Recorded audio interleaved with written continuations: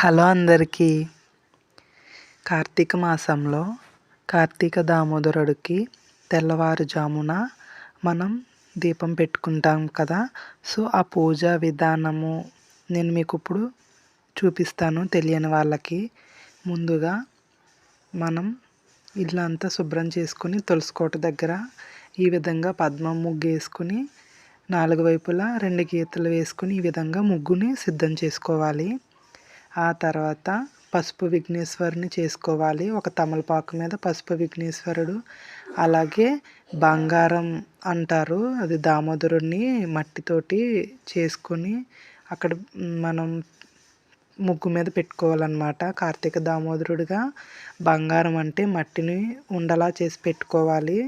పసుపు విఘ్నేశ్వరుని చేసుకుని పువ్వులు పెట్టుకుని జిల్లేడు ఆకులు దీపారాధన చేసి, జిల్లేడు పువ్వులేమో పసుపు విఘ్నేశ్వరుడికి దామోదరుడికి పువ్వులు పెట్టి ప్రసాదం నైవేద్యంగా పెట్టి 2 ఒత్తులు వేసుకోవాలి. ఫస్ట్ పసుపు విఘ్నేశ్వరుడికి ప్రసాదం పెట్టి అక్షింతలు పువ్వులు అన్నీ పెట్టి చేసుకోవాలి.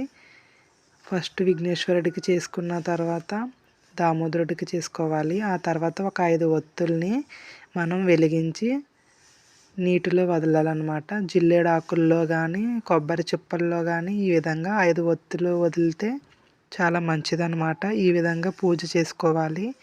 పూజ అయిన తర్వాత మనము వీటిని తీసి ఒక ఇత్తడి పళ్ళెంలో నీళ్ళు వదిలేం కదా, ఆ ఇత్తడి పళ్ళెంలో వీటిని పెట్టేసి మొక్కకి వేసేయాలన్నమాట. సో ఈ విధంగా సింపుల్గా కార్తీక మాసంలో దామోదరుడికి తెల్లవారుజామున పూజ చేసుకోవాలి. ప్రసాదాన్ని మనం ఇంట్లో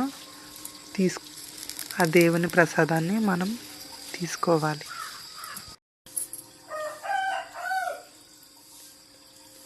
తెలియని వాళ్ళకి ఈ వీడియో యూస్ఫుల్ అవుతుందని అనుకుంటున్నాను. Thank you for watching.